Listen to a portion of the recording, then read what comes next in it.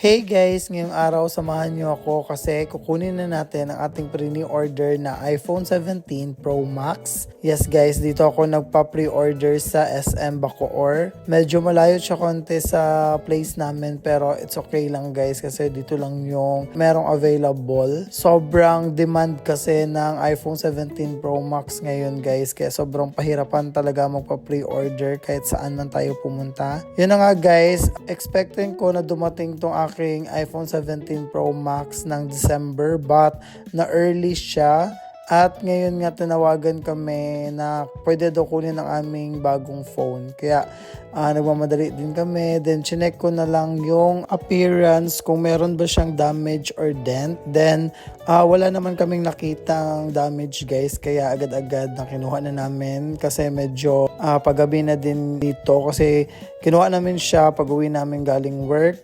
Then sobrang happy ko nga guys kasi sobrang dami pala nilang previous dito sa Digital Walker guys. At yun na guys, naisipan din namin na yung partner na kumain muna bago kami umuwi sa bahay kasi nga gawa ng sobrang late na din. At habang hinihintay nga namin ang aming food guys, ay tinignan ko kung ano ba yung mga previous nila. Then nagulat talaga ako kasi meron sila ditong Marshall na earphone at meron din silang pa mini fan and stand sa phone guys. Then sobrang dami din, meron din sila nitong gift set na meron ng clear case and tempered glass guys.